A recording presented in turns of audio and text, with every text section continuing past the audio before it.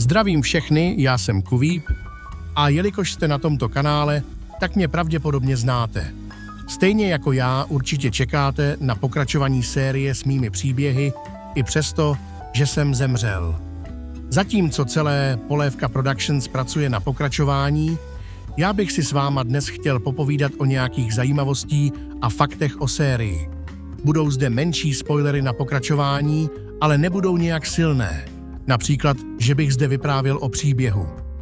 Pokud ale i tak chcete mít představu o tom, jak to bude vypadat až na samotné premiéře, toto video vypněte. No nic, můžeme začít. Seriál má 2 série. První série se jmenuje stejně jako seriál Kvíbova žena a druhá série se jmenuje Kvíbovy peruánské hrádky. V každé je 5 krátkých dílů, které trvají od minuty po necelých 10. První díl vznikl dávno na začátku roku 2024, konkrétně 9. února. Původně to měl být pouze vtip a také to podle toho vypadalo.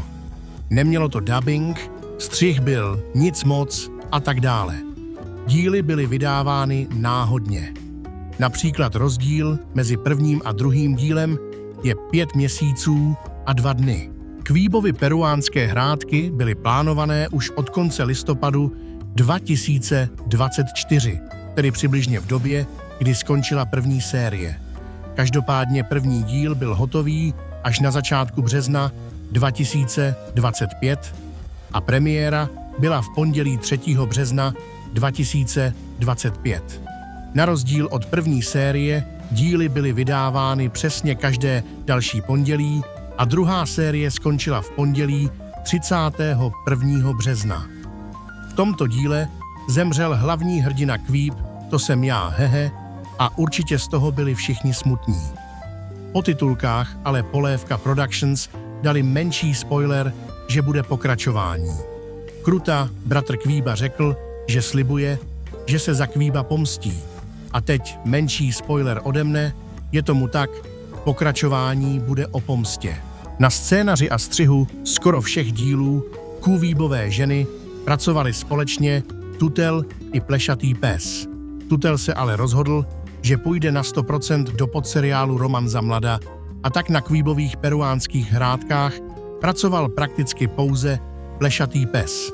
Tutel a ostatní uvedení v titulkách často pomáhali při scénáři, když Plešpsovi docházely nápady nebo potřeboval nějaký jiný help. Na dalším projektu bude pracovat více lidí, takže se máte na co těšit. A nakonec řeknu několik menších spoilerů. Pokračování už nebude seriál. Jinými slovy, nebude mít několik dílů. Bude to film, dlouhý 20 až 30 minut, zatím se neví přesně.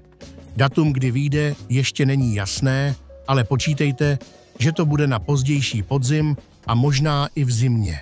To jest konec listopadu až konec ledna. A teď vám za celé Polévka Productions chci poděkovat za pozornost a za to, že čekáte už i teď tak dlouhou dobu na pokračování. Mějte se hezky a snad se ještě někdy uvidíme. Hehe,